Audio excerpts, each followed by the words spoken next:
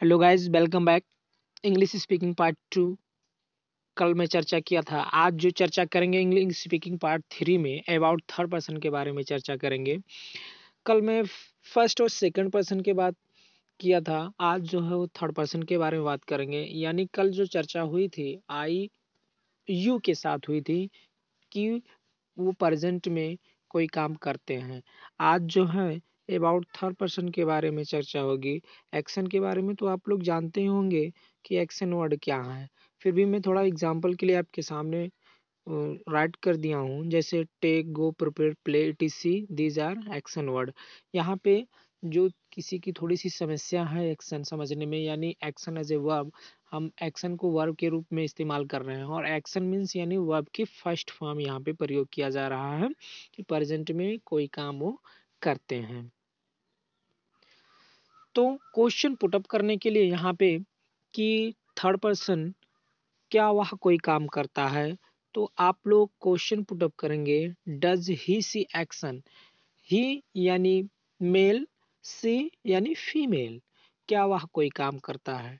जैसे एग्जाम्पल के लिए does he play cricket. Does he play cricket, क्या वह क्रिकेट खेलता है। मेल के लिए डज और फीमेल के लिए सी। जैसे क्वेश्चन पुटअप कीजिए आप, does she does she go to temple, क्या वह मंदिर जाती है।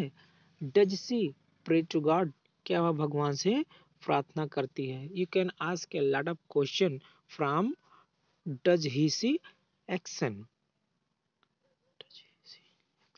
उसी क्वेश्चन का जवाब यानी डज ही सी एक्शन का जवाब आपको देना है पॉजिटिव सेंटेंस में।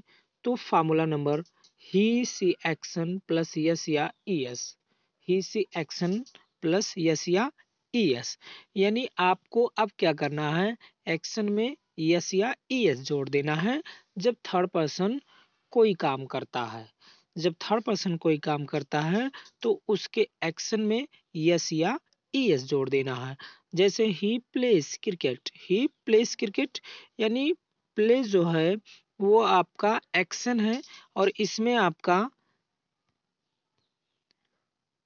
एस जोड़ा गया है। अब उसी तरीके से दूसरा एग्जांपल ले लीजिए, जैसे does he go to school. Does he go to school, तो इसके एक्शन में वह स्कूल जाता है तो हो जाएगा ही गोज टू स्कूल। क्या हो जाएगा, ही गोज टू स्कूल। इसी तरीके से a lot of question you can ask, he does he see action from does he see action। और उसका पॉजिटिव जवाब देने के लिए आप प्रयोग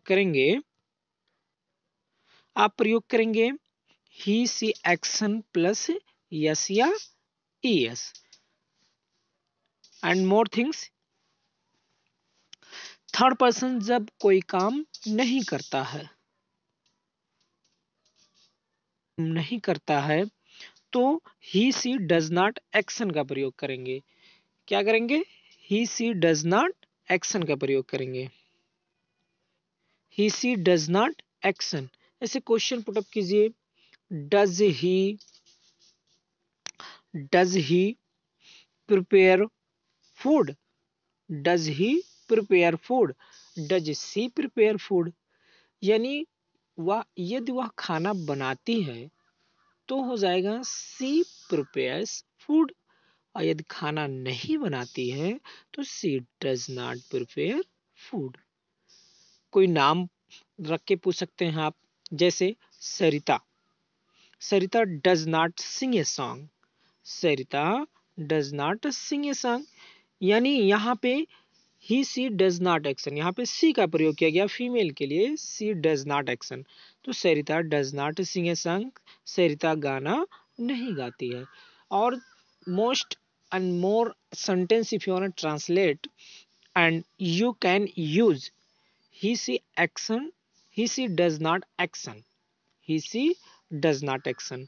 If you want to ask more question about third person, and you can utilize does he see action, does he C action. Question put up करते समय आपको इतना ध्यान रखना है कि एक्शन की फर्स्ट फॉर्म लगाना है, यानी वर्ब की फर्स्ट फॉर्म।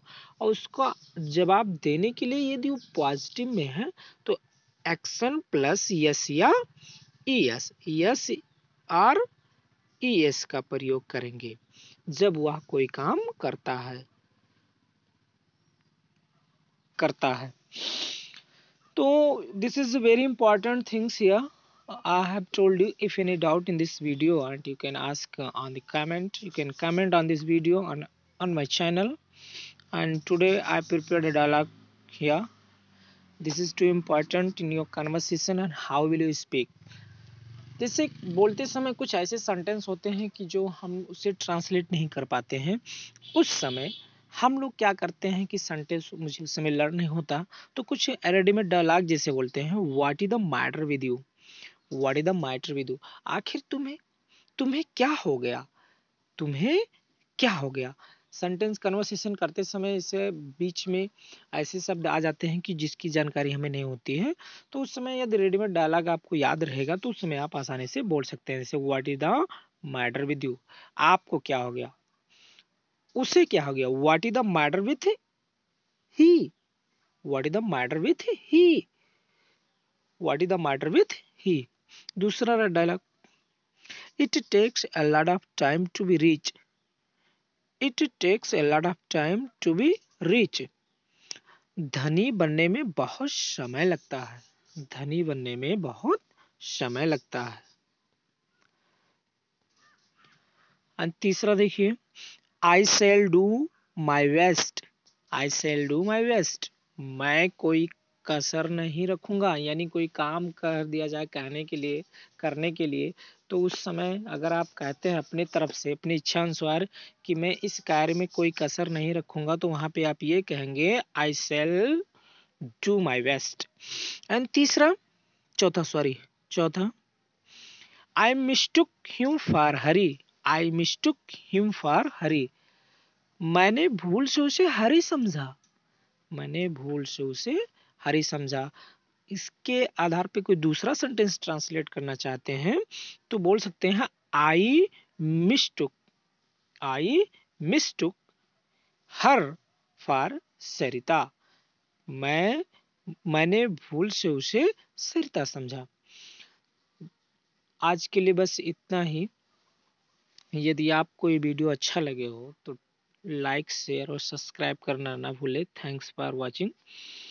ये बोलते समय आपको कोई डाउट होती है सर हमको समझ में नहीं आता, तो कृपया आप कमेंट बॉक्स में लिख करके पूछ सकते हैं। I will try to my level best, जिससे कि आप लोगों को और बेहतरीन तरीके से समझ में आए और अच्छे से एक्सप्लेन कर पाऊँ। Thanks for watching, that's enough today, have a nice time.